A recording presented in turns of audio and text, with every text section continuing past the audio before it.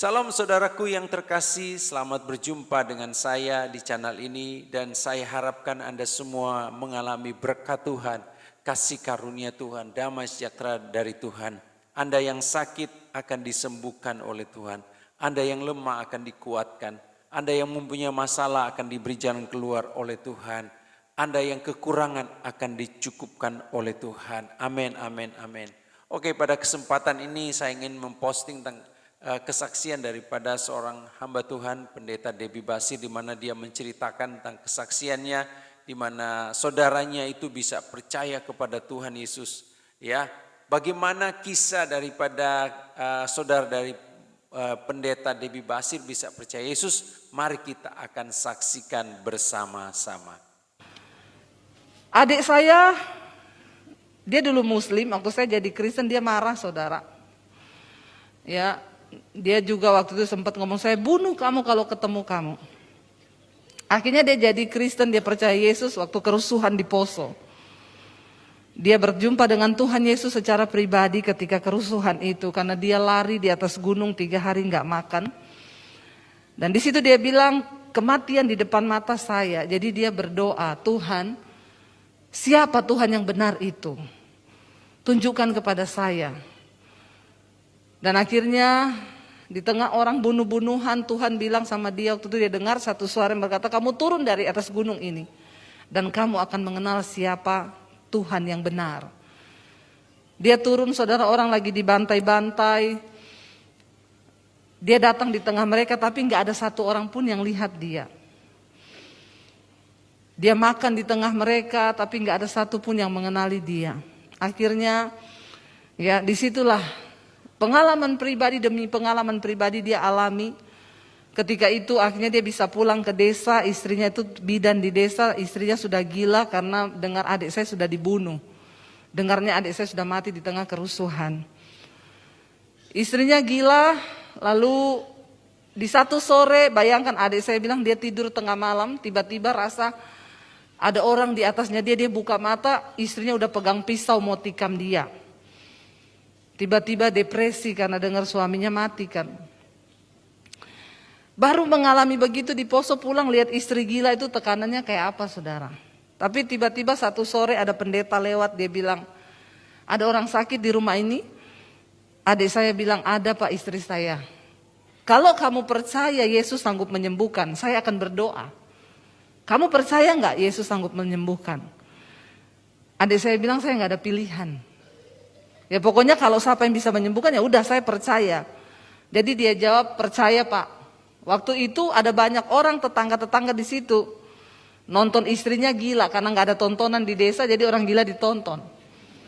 Nggak ada bioskop kan, belum ada di sana XX1. Jadi kalau ada orang XX, itu ditonton, saudara. Jadi di tengah itu semua orang Kristen tetangganya situ. Pendetanya bilang, kita akan berdoa. Yang percaya saja bahwa ini Yesus sanggup sembuhkan, boleh tinggal di ruangan ini. Yang gak percaya keluar, semua keluar. Tidak ada yang percaya, yang tersisa tinggal adik saya, pendeta sama istrinya. Jadi pendetanya bilang, oke, dengan iman kita yang ada, kita berdoa. Begitu selesai dia tumpang tangan atas istri adik saya, tiba-tiba istri adik saya sadar, nangis minta makan, mandi.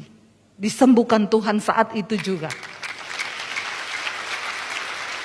Akhirnya adik saya bilang, besok kita ke gereja.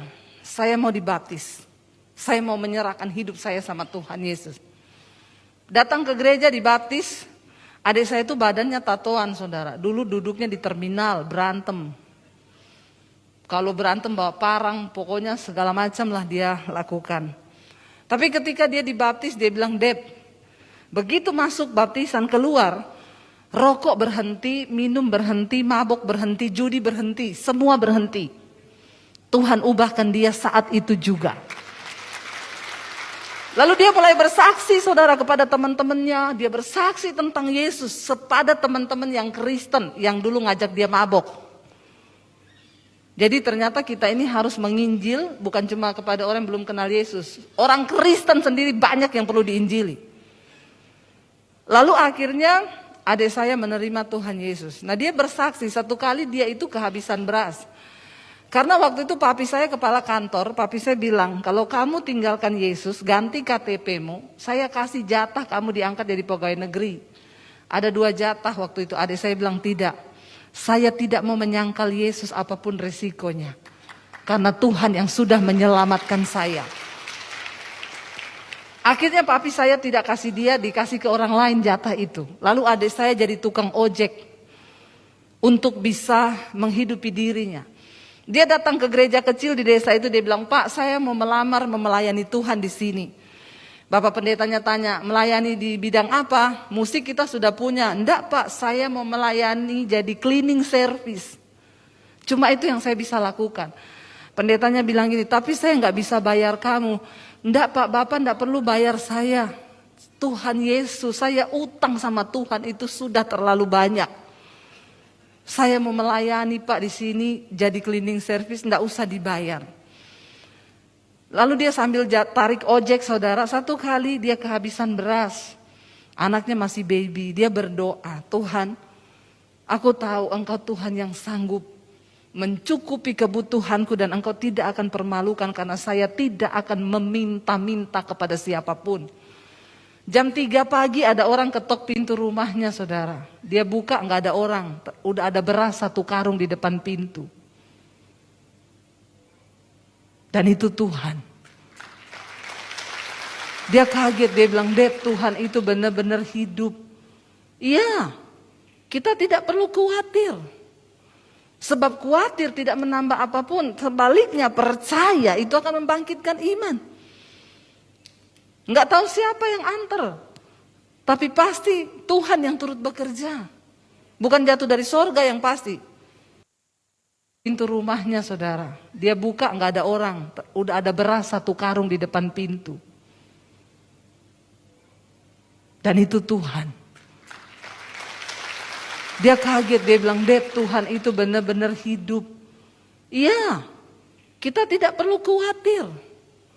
Sebab khawatir tidak menambah apapun, sebaliknya percaya itu akan membangkitkan iman. Enggak tahu siapa yang antar, tapi pasti Tuhan yang turut bekerja. Bukan jatuh dari sorga yang pasti. Pintu rumahnya saudara, dia buka nggak ada orang, udah ada beras 1 karung di depan pintu. Dan itu Tuhan. Dia kaget, dia bilang, Dad, Tuhan itu benar-benar hidup. Iya, kita tidak perlu khawatir. Sebab khawatir tidak menambah apapun, sebaliknya percaya itu akan membangkitkan iman. Enggak tahu siapa yang antar, tapi pasti Tuhan yang turut bekerja. Bukan jatuh dari sorga yang pasti. Oke, demikian kesaksian. Dan kiranya kesaksian ini bisa memberkati kita. Ketika kita mengikut Yesus, ayo kita mengikut Yesus dengan setia, dengan taat. Apapun yang terjadi, kita harus tak mengikuti Tuhan. Memang kita mengikut Tuhan harus mengikut Dia dengan menyangkal diri kita, pikul salib dan mengikut Dia setiap hari. Mari kita terus menjaga iman kita terus setia kepada Tuhan. Apapun yang terjadi dalam kehidupan kita tetap setia kepada Tuhan. Kiranya video ini bisa memberkati